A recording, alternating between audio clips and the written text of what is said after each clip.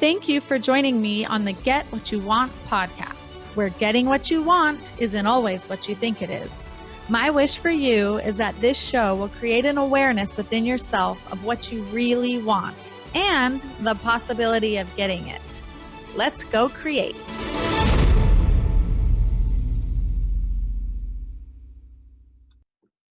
My guest today is Houston Kraft. Houston's job is to practice kindness. In high school, he started an organization called RAKE, Random Acts of Kindness, etc., to create a more connected, compassionate campus. In college, he created Our Kindness with a focus on service, community building, and reducing anxiety through intentional acts of care. Over the next 8 years, Houston spoke at over 600 schools, organizations, and events globally to over 500,000 people. He has spoken in over 30 states, Mexico, Canada, and Uganda. In 2016, Houston co-created Character Strong, which provides curriculum and training for safer and kinder schools, and has already worked with 2,000 schools internationally, serving over 1 million students with their message daily. Houston was featured by Lay's for their Spreading Smiles campaign. His new book, Deep Kindness, A Revolutionary Guide for the Way We Think, Talk, and Act in Kindness, takes an honest look at the gap between our belief in kindness and our ability to practice it well. So welcome, Houston. Thank you. Thanks for the shining introduction. That's always fun to read your history. It. I'm so excited to have you today because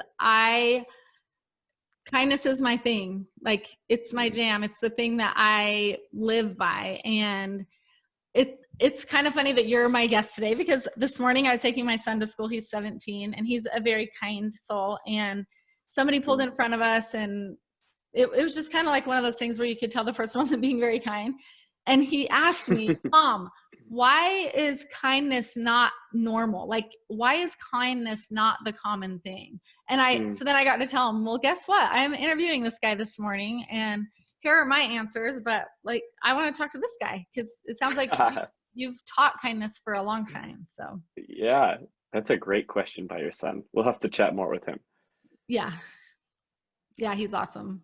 So tell me about what even had you start this? Like, obviously you were probably raised to be kind, or did something happen, or where did this start? Because it started in high school. I love that. What happened to you that made you kind? Isn't that sad? It is. Yeah, it's a little bit of an indictment of our culture as it currently stands, that something has to have, something profound must have happened if you've made it through this thing kind so far. I mean, definitely there's a piece of it, right, that involves how we're brought up. And I was super lucky to have two parents who are incredibly supportive and generous and role models for kindness. I blame a lot of my compassionate sort of disposition on education. I just had so many educators in my life who were champions for me and incredible role models as well. And so many of us are a byproduct of those people that we grew up alongside or with and around. And for sure, I'm lucky in that context.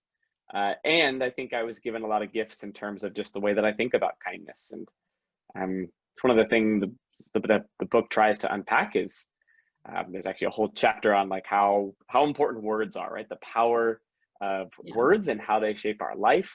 And I think we sort of take it for granted sometimes how big a deal words play in creating our reality, right? Because the way we think about a thing oftentimes shapes the way we act with that thing. For sure. And kindness is one of those. Kindness, for me, it was high school when I had this like paradigm shift around what kindness could be. I was at a leadership camp. I'd been elected student body president at my high school, mainly because I knew what the word liaison meant, and my people I was running against didn't. We had like a public debate. People were like, we should elect this guy. He knows what his job description actually means, which I wish that's how politics worked. Just like if we knew what we were actually supposed to do. That is a different podcast. Yeah, let's not even start on that because. But for me, I got elected into this position and I got to go to this camp. And at this camp, I was introduced to this paradigm shift around what it meant to be even a leader, right? Leadership, as it was defined to me, had nothing to do with a position or title and everything to do with my willingness to serve and my willingness to show up and take care of people and love people. And I realized that like in my own personal history, I had so many times along the way where I felt like I didn't fit in, didn't belong, was actively hurt in one way or another. And coming out of this camp, I was like, that's what I want my quote unquote job to be. I want to go back at my school and I want to make sure every person there felt belonging and cared for and loved. And I recognized that kindness was this vehicle, the action, right? Kindness is the action piece of service. Yes. Where I could show up and make people feel a sense of safety in school, which is a huge deal. And I realized really quickly that it was oftentimes when I like didn't feel like being kind to someone, when someone was not like me or didn't think like me or didn't agree with me or was most cruel to me, that was when I had the most opportunities for growth and kindness. And so that's where my paradigm shift started. And it changed the way that I literally interacted with every human being. And coming out of high school and into college and out of college into my career, I thought, this is what I care about. I want to give people that paradigm shift that has so defined my life. And I want to see if it helps them. I love that. I mean, like, I feel that I've always been a kind person, and I feel pretty comfortable saying that. Anybody that knows me knows that. And so in my mind, I think I was just like my son, and like all of my kids are kind people. And I feel like, you know, I always raised them to be kind, and that's just who we're being in the world, right? Is kind. And then you get out into the world, and so many times all of my kids, like my older kids through high school, would be like, Mom, you know, these girls are just so mean, or people are just not kind. And I think that the word kind, like, I taught them the word kind, but then I also taught them the action. But like, speak a little bit onto that, because I think that, you know, everyone hears kind, and you see all these, like, you know, in a world you can be anything, be kind, and you hear about all this kindness, but like, why is it so, like, it's such a word that's used all the time, but actually meeting people who are genuinely kind is very few and far between for me. So talk about that a little bit. Like, why do we talk about kindness so much, and are we just missing the boat, or what? Yeah. One of the words I stumbled upon in writing the book that I love words in general, but typically the English language is a little bit clumsy, and I love the Greeks. The Greeks have so many good words. Among them is this word akrasia. Akrasia translates roughly to our weakness of will, which is to say there are things that we know are good or important or worthwhile, and yet we consistently or repeatedly don't do the things that we know are good for us, right? We know not to fall asleep looking at our phone. We know that waking up and practicing gratitude is going to make us healthier, happier people, and yet we persistently reprioritize other things. And so I love this.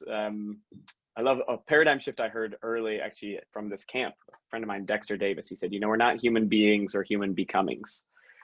We can go back to this concept of we are what we repeatedly do, right? Our habits define our being. And to your point, Shirley, like, the more I act in kindness, the more I start to become this thing. But it really has to be a persistent, consistent, ongoing practice. And for so many people, it only happens when it's convenient or comfortable. Right. In fact, perhaps the most profound but simple distinction that I've made, thanks to the work I've done, is a student who I met at a school in Texas. I tell this story in the book, but the short version is this kid came up to me after an assembly. He's a senior in high school, so it sounds like one of your kids, 17 years old, assembly just wrapped up. And sometimes high school kids can be a little bit more cynical, right? But I think they're also quietly craving real, authentic conversations, and they're wondering, like your kids, like, why isn't this world a more kind place? Right. And this kid walked up to me and he goes, you know, Houston, I want to thank you for talking today. I realized while listening to you that I'm a really nice person. I was like, cool. Like, I guess that was the point, you know, like, good. And he goes, no, you don't understand. I realize that I'm nice, but I don't think I'm very kind. Interesting.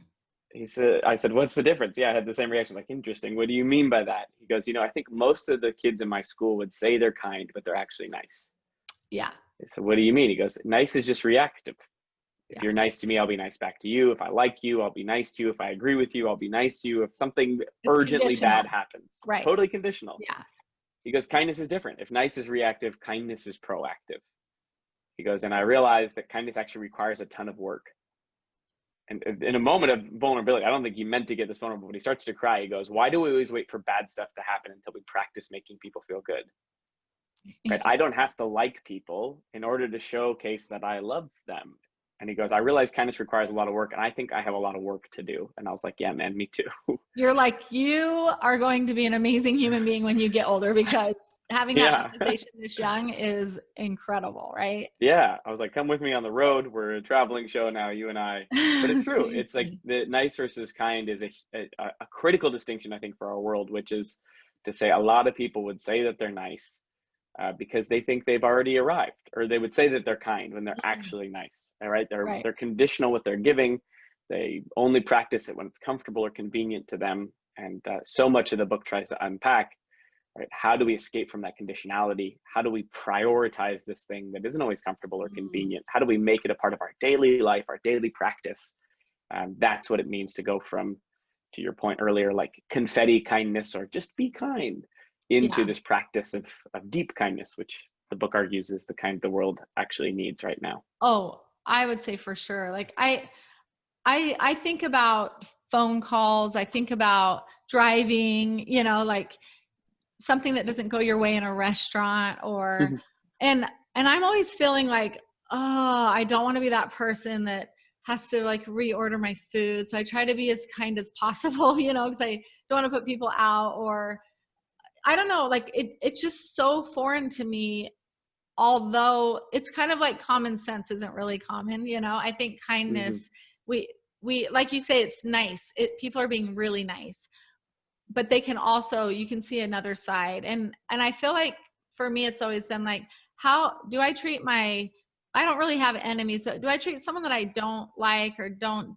do well with, or in a place that it's not convenient? Am I still kind in that place as I am in a place where I'm getting whatever I want, and I feel like I am, and I feel like I don't understand like you say, it's work. I don't understand why it's so much work for people. And so I'm excited about this book. I think I work with a lot of couples, and, my whole business is relationship coaching. And I think one of the biggest things in relationship is serving. And one of the things that I recently, a few months ago, we were having a conversation with my kids, and we were talking about service. And I have a whole chapter in my book about service. And I feel like we think that serving someone else is us showing them that we love them, right? And what I found is that the more we serve people, the more that we love them. Like, we feel the love. It's not necessarily for them. It's, we feel loved. So the more that I serve someone, the more I love them, or the more I care about them. So I just, I guess I feel like empathy is a huge part of kindness. And can you talk about empathy and kindness together? Oh, please. Yes. Yeah, the book is broken down a bit into your earlier question of like what gets in the way, right? What prevents us from living a kind life? Because I would argue everyone wants it. It's just like, why is it that there's this gap, obviously, in our culture between what we say is worthwhile and what we actually do? And the three main parts of the book are incompetence, insecurity, and inconvenience, which is to say, what prevents me from a practice of kindness? Well, part one would be if I don't know how to do a thing, I will avoid that thing. Right. Part two would be if I'm scared of a thing, I'll avoid that thing. And part three would be if I don't feel like doing it, I won't do it. So empathy falls into a couple of those categories, but one of the big ones, I think, is incompetence. Empathy is like this skill that if I don't really understand fully, or if I haven't practiced a lot, or if I'm uncomfortable with it, then kindness gets harder. Sort of one of the more profound examples, maybe my favorite example from the whole book of what makes deep kindness important or relevant right now, comes from the Sandy Hook shooting. Right? So here's this tragedy that happened in our world, which naturally we respond to tragedies as a culture like, oh, now I need to do something kind. Right. So people from all over the world sent gifts to Newtown, Connecticut. People sent teddy bears and stuffed animals because these were kids that were shot and killed. Right. So many stuffed animals, in fact, that the town, Newtown, had to rent a 20,000 square foot warehouse just to hold all the stuffed animals. So now it's costing the community, which is already in despair, It's costing them time and logistics and money and space and organization to field all these inbound stuffed animals. And one of the guys that ran the candlelit vigil said that there were more teddy bears present than there were people. And in a really profound quote, he goes, "Don't get me wrong, a teddy bear is great, but a teddy bear doesn't pay for counseling and a teddy bear doesn't pay for a funeral." Right. And to me, this story unpacks a really important dimension of how empathy and kindness connect, which is to say, if I haven't bothered to understand what people actually need, then I might give kindness thinking it's what you want without knowing it. And guess who benefits most from that action? You. The person giving it. Yeah. Yeah, kindness without empathy serves me more than it does the person on the far side of my action. Mm-hmm. So how do we relate that back to relationships? Well, I think we have to understand what empathy actually is. Mm-hmm. And Dr. Jamil Zaki out of Stanford, he has a really beautiful breakdown. He says, empathy is actually not a skill itself. It's an umbrella term that encapsulates a lot of other skills that live beneath it. As empathy involves three parts, which is sharing, thinking, and caring. So sharing is the first most natural piece of empathy, which is to say, when I see that you're hurting or suffering or struggling or even excited, happy, joyful, the natural mirror neuron philosophy, right? Like we smile at a baby, the baby smiles back. It is something we're pretty born with. We respond physiologically to seeing people hurt. Now, can we improve at our ability to diagnose what people are actually feeling? Absolutely. That has to do with emotional vocabulary and self-awareness and listening. But just because yeah, exactly. Yeah, a whole practice unto itself. But just because we feel someone's pain doesn't mean we like understand it, right? So that's that second part, which is thinking. Thinking is perspective taking. What is it about this person's life, their experiences, their history, their context, their religion, where they grew up, their gender, their race, that informs how they might experience this, especially how they might experience this thing different than I would. That's a big deal. That's something that we start to develop when we're young, 5, 6, 7, but we can improve that skill over the course of our life. Oftentimes by asking more meaningful questions, learning about the history of the different things that make people people, right? All the sort of categorical things that we fall into. But the last part, and really an important part, is that caring piece. And this is a really humbling perspective that I recently was introduced to, and it's sort of like, it's like a oh duh moment, but also a really big deal because my company, Character Strong, and I co-founded with one of my best friends, we try to teach kindness, right? We want to create more kindness in the world. And one of the things we were humbled by is this idea that you can teach empathy, but in just teaching empathy, it does not guarantee kind action, right? We can feel bad for a person and not do anything to help them. That's where caring comes in. Caring is where sharing and thinking becomes action oriented. It's where that whole idea, like you were mentioning earlier, of like believing in the thing, understanding why a person needs help, becomes compassionate action. And that becomes a practice. What does it look like to take those feelings and actually mobilize them? Which is a whole skill unto itself. And with a partner, that's about, first of all, what are you feeling? Second of all, thinking and perspective taking, and then saying, how do I meet what I have come to understand as your actual needs, not just what I think you want. Oh my gosh, I love this so much. So on the back of my book, it says, when you change your perspective, you change your reality. So I'm big into this too. Like, what does it take for us to see someone else's perspective, to, you know, like walk a day in their shoes or a moment, or to just think about like everything? All of us have a different perspective, and everything that has been given us in our life is what creates our perspective, right? And I am really interested in knowing, I'm going to have to read your book all the way through now, because I would love to be able to teach empathy to people and kindness, because I feel like there's this like, I didn't know that it's something you could actually teach. I kind of think, well, you either have empathy or you don't have empathy. Like, how can you not have? So my husband is an anesthesiologist and he works on OB shifts. And every once in a while he'll tell me, you know, like, I gotta go. There's a woman who just lost her baby or something. And I'll like spend an hour crying for someone that I don't even know. And I think people think that I'm crazy because I go through this whole experience as if I was that person. And my heart just breaks, you know, it just breaks for other people. And And I think, well, isn't that what everybody does? Doesn't Hmm. everybody go through this emotion when they hear something like that? Like, I'm a mom. How could I not feel that for someone else? So I love the idea that there's even a possibility that we can instill that in somebody, like to actually teach that part. But I like what you say about also the thinking and caring part. Hmm. That the action of what do you do after that? Because like, the person that I'm crying for doesn't know that I'm crying for them. They don't know. Like, I'm just feeling it. But then to be able to take an action to actually do something, think about what it is that they need, right? And it's hard because we don't always know exactly. We can't know exactly what someone else might be going through, but we can maybe try to understand a little bit, or even not even care about what it is that they're going through, is to the extent of it doesn't matter exactly what their perspective is.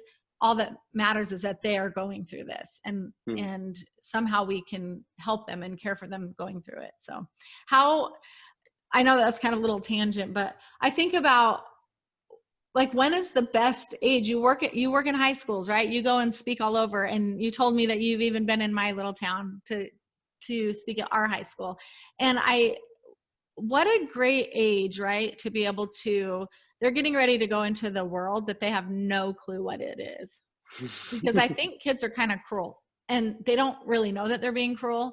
But you talk about that one teenager that came up to you and had some insight into his self. Is that normal? I feel like that's not normal. I've had a lot of teenagers, and I don't feel like that's normal. I think my kids have been a little bit more because they're like living this life in our home where we're always diving in deep. But tell me, what is it about high schools that had you decide that this is where I was going to start the teaching at? Yeah, I think I resonated with the sort of level of conversation at high schools to unpack a little bit more, like some more complicated ideas. That said, I've also spent a bunch of my career in middle schools. And now Character Strong actually operates pre-K through 12th grade. So we have curriculum for Oh, I schools love that. starting when they're 3 years old all the way up until they're 18, because every touch point along the way matters. Mm-hmm. And I think I like high school in particular because I think society begins to give them a bad rep, whether it's the teenagers today or teenagers 30 years ago, right? There's this always sort of like cynical view of how they're going to operate in the world. And I think most of them are desperate for hope. Most of them are desperate for a new perspective or the Oh, tools for sure. to live the kind of life that I think they dreamed of. But by the time they get to high school, I think they start to see a lot of the hypocrisy Mm-hmm. that exists in our culture. I think they get to see a lot of the cynicism and negativity that the people above them express, Yeah. and they start to get frustrated. Right, it's the first time I think they start to reckon with what they imagine the world to be and what they see it maybe actually looks like. Um, and so I like showing up there and A, offering a perspective of hope, and but B, also just giving them tools to, I think, begin to live the kind of life that we've always sort of imagined is a worthwhile life in community and on this planet together. Right. Uh, One of my favorite simple quotes that I heard from my friend Annie, she was referencing this child psychologist, a guy named Dr. Ross Greene. And the quote is really simple. In his book, he says, "Kids do well when they can," which again might seem obvious, but I think for so many of us, we have this inclination to immediately assign an intention to kids that maybe isn't even well intended. Kids like, they're trying to be manipulative, or kids are cruel, or kids are being a jerk. They're trying to one up me, whatever that thing is. But Right. all of the child psychology research and the whole industry is predicated on this idea that kids actually just want to impress the adults around them. That is an inborn thing. And Mm-hmm. so Dr. Green would argue the only reason a kid wouldn't, be something like kind is for two reasons. He says, number one, he calls it lagging skills, and number two, unsolved problems. Mm. Lagging skills meaning I don't actually have the right tools in my toolbox to show up in the way that you are or the world is asking me to. You tell me all the time to be kind, but kindness is actually more complicated than the world has pitched me. And Yes. so there are moments where I'm feeling overwhelmed, I'm feeling frustrated, I'm feeling hurt. And kindness is going to require me to forgive. That's a complicated. How do I properly forgive someone who's hurt me like this? Or kindness requires me to choose to be kind to someone, even when we wildly disagree. Well, do I have the tools of conflict resolution, of civil discourse? Have you taught me emotional regulation to show up in that conversation with patience and thoughtfulness and grace? No, the world has not equipped me with these things yet. And so I'm only going to do what I am capable of. And the second one is unsolved problem, which is there are things going on in my life that are painful, that are hurt, things that are going on behind the scenes that are affecting the foreground. And my argument in the book is to translate Dr. Green's quote to say, maybe it's not just kids do well when they can, but people do well when they can. And to me, it's such an empathetic perspective to look at the world through, which is everyone has lagging skills and unsolved problems. So when someone's treating us with cruelty, it is never their fault, right? People need to have ownership over their behavior. But if we can hold that higher level empathetic lens of what's going on in your life, and or what tools weren't you taught based on the context where you grew up, based on the family situation you were in, based on the schooling you had, based on your access to personal development, right? That might prevent you from behaving in the way that I'm hoping you behave right now. And I think that lens towards just humanity is an important one, but particularly with high schoolers, I think that's such a lens of grace to hold towards that like 13 to 18-year-old who are just recognizing the world's cynicism. They want to show up with kindness, but the world hasn't equipped them to do it the way that we tell them is important, partially because we're not very good role models in the first place. Yeah, and it's almost like it's not cool to be kind. I know that in my life, I was taken advantage of so many times from my kindness. And my kids have gone through things like that where, they're like, I'm trying, Mom, I'm really trying to just be nice to everybody. And, like, it's just so hard because they don't want to be nice back. And to be able to teach them that if someone, it really is, like you say, like if someone really is being a bully or, something's going on in their life. And I would try to teach my kids, like something's going on in their life that they're not dealing well with. And so this is a place where they can have control, and control doesn't look like kindness. And so we talk about that, but I think that when you talk about being a leader and it not being a position, but it's being an example, right? And so do you notice that when you go to the school and you talk to these kids, when they're learning about what kindness is, that they start to hold each other accountable for their kindness? And does it seem like the leaders of the school, the kids who are the influencers, are the ones who are taking this on and taking this like accountability and responsibility for being the ones that are spreading it?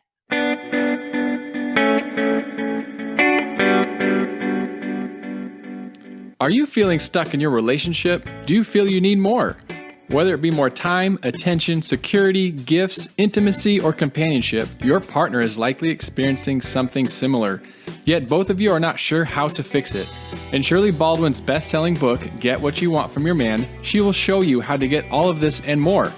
Get What You Want From Your Man is available nationwide through all major bookstores, Amazon.com, and through her website, www.getwhatyouwantguru.com.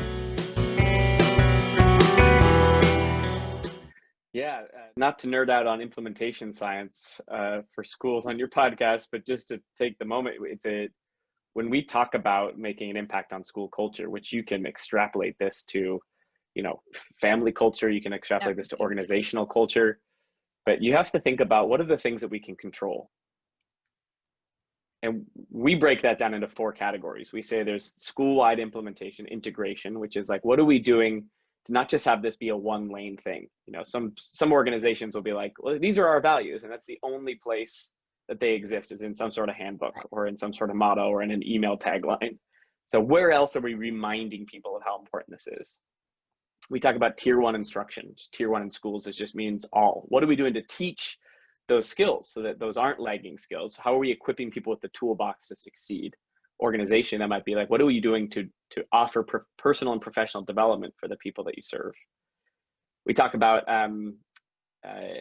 adult relational practices? What are we doing to role model effectively for young people what this looks like? And then the last one is leadership, which is to say, what are we doing to create that peer-to-peer influence? What are we doing to provide extra supports to those influential young people in schools so that they are that peer-to-peer role model? Because what we know is that there is a huge power around norming, right? When people think that it's quote unquote cool not to care, guess what? People more and more so won't care, even if they want to.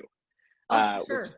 Which one of the fun interventions that Dr. Zaki did in schools was they had students take these little measurements indicating that they thought that it was cool to be empathetic, it was cool to be kind. And when they saw the anonymous data of their peers saying that they actually believed that kindness was good, all of a sudden you saw acts of kindness increase, simply because there was the awareness that, like, hey, for so long I thought kindness wasn't cool, but you're saying that, like, behind closed doors, people actually think it's cool. Yeah. So that power of norming is a big deal. And I suppose to speak to just that concept itself, because I'm passionate about this one, is I think there is this narrative that it's cool not to care, that it's cool not to be kind. And I fight back against that. I think that the people who have tried to care and have been hurt in the process, they've created this marketing campaign that it's cool not to care, when in reality, they're just too scared to care again. Yeah. Because it's one of the most vulnerable things that we can do is show up and care, because the more we care about something, the more likely we're going to get rejected, or the more painful that rejection is. The worse the failure is, the more deeply we care about it. And so there's a really frustrating relationship there between caring and fear, that the higher the stakes, the greater the fall. And so same thing holds true with kindness. The more we believe in kindness, the more we expose ourselves to people hurting us.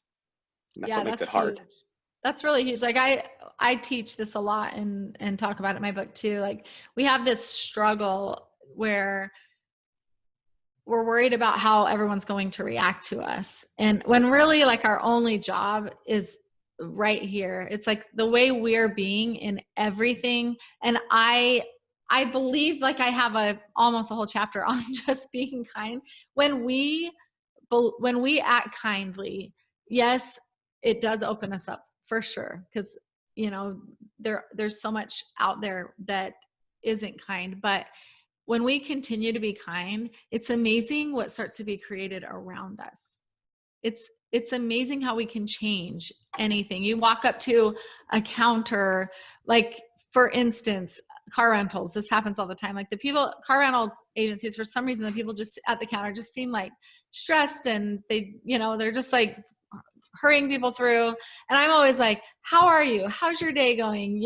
Tell me a little bit about you. And I'm like genuinely interested in who they are and why they're there. And I always get a car upgrade, and people say to me like, oh, that's just magic. Yeah, well, it's just you. And I'm just like, it's not, it's just being kind. Like, if you're just kind to everybody, your net reaction is going to be kindness. You may have a lot of rejection and everything in there, but in the end, we can only control ourselves. And so as long as we're always doing our part, we're going to get the best of somebody. And it may be like their best may not be what we're expecting, but I think that's where, like, the unconditional kindness comes in, where if we can just unconditionally become someone who's kind, it makes a huge difference in everything that we do. And we also, like, take the rejections and the reactions that we don't want way softer. Like, I know I do. When I'm kind, I'm just like, oh, they must just be having a bad day or something. Like, in my mind, I don't like, it doesn't trigger me, or nothing happens here inside of me when someone else reacts poorly to my kindness. That's a cultivated experience, right? Because so many of us will give kindness with the even unintentional expectation that it's going to work out. It's like, how frustrating it is to want to do something good and receive something that feels bad in return. Yeah. Which is one of the things that I think over time, bakes us out of our willingness to be kind. Because it's like, I've tried to give so many times. Yes. And you responded with X, Y, or Z. So the fear part of my brain, the self-preservational part of my brain, is every time I experience a moment of pain like that, my brain says, don't do that again. Right? Why would I do something I choose my way into something that's painful? Yeah. But that's where it's important to navigate that balance between what we care about, what we're fighting for, and what we're going to feel on the far side of it. And don't you think that, like, if you do kind of have that reaction, that it was because you were being nice maybe and not kind? Because I feel like kindness in like it kind of, so I remember when I was a kid, my mom and dad would fight a lot, and I would say, Mom, what would it take for you to just be nice to him? You know? And she's like, I tried that for 3 days and it didn't work. And so, I remember being like, well, but what if you're just nice all the time? Like, what for would that 3 be? days. And so I think when people are pulling back, I don't know if they're like truly being kind to begin with, because it really is something that you are on your inside, right? Or am I missing the boat? No, yeah, I think that's a great assessment. I would say that because we are human becomings and not human beings, that there is a process there, right? Where you could be genuinely doing something kind, and our hearts are, especially when we're like first sort of thinking through this lens, our hearts are soft, and it makes sense that we would respond with hurt if someone rejects our kindness or our offer for generosity. I think it only becomes nice to experience that sadness. That doesn't make it niceness, but to experience that sadness and then be resentful of the person, or to experience that sadness and not try to show up again. Right. That's where it becomes niceness, because then it becomes reactionary. It becomes conditional, which makes sense. A lot of people have experienced enough rejection over their life that cynicism anyone would say, yeah, it's warranted, but that doesn't mean that we have to give up. No, for sure. So I feel like we could talk the whole day actually about kindness, because it's just, I love it. The other thing that keeps coming to my mind is just being aware of how you're acting, aware of what reactions you're getting and how you could possibly, so I always like to say, be less human and more being, and like, as we're being kind and we're being that, we can be aware of, someone is responding to me in a certain way.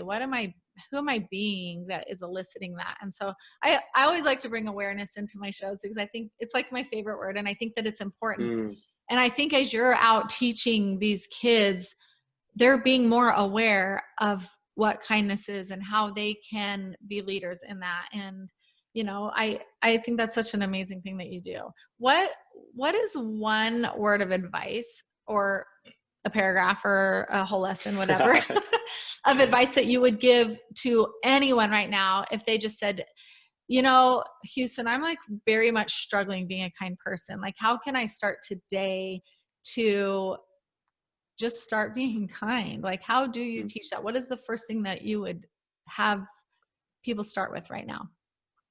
Yeah, I think, to your point, Shirley, it's how do we be a thing? And we all, I would say, in some capacity, want to be kind, or at least live in a kind world. So the challenge is always, how do we take an abstract idea like kindness and make it action oriented? And one of my favorite practices from the book, I say, what if we were to take our daily to-do list, which we're naturally drawn to in a culture that values productivity. I think many of us have had the experience of writing down something we've already done just for the satisfaction of checking it off. We like that feeling.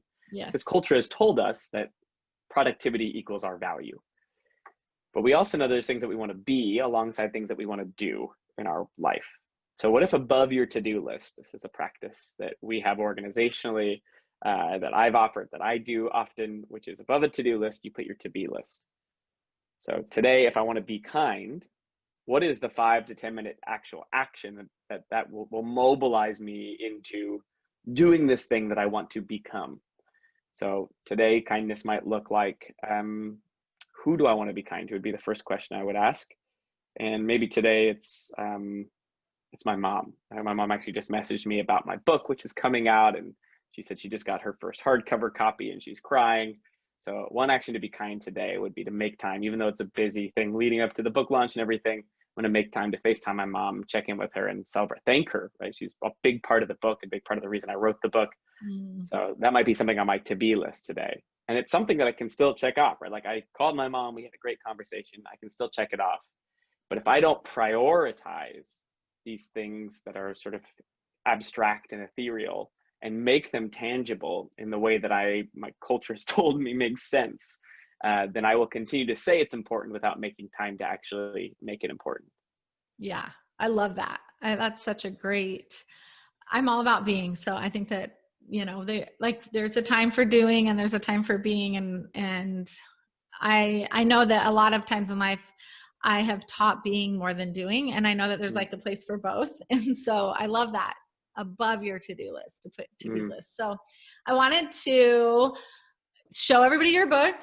I have it right here. I'm super excited. I've started it. I love it already. There's just so much good stuff in here. So tell us how we can get this. Is it not out yet? It is Tuesday, September 29th. So I don't know when you're listening to this, but it should be out by the time you hear it. Okay. And you can find out more about the book at deepkindness.com. That's where all the magic's happening. Awesome. Well, I feel honored that I have my copy already. So nice. Thank you so much for being here. You're amazing. I can't wait to see what you do with all of the stuff that you're doing. And so deepkindness.com, that's how we reach you and your book. Awesome. Exactly. Well, thanks so much for being here. And I'm sure that everybody that's listening today is going to have a more kind day and be aware of how they're being today. So thank you, Houston. Thanks, Shirley.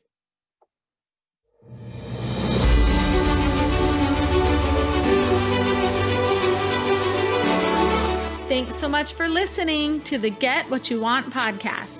If you loved it, please subscribe, share it with others, and leave me a review on Apple Podcasts.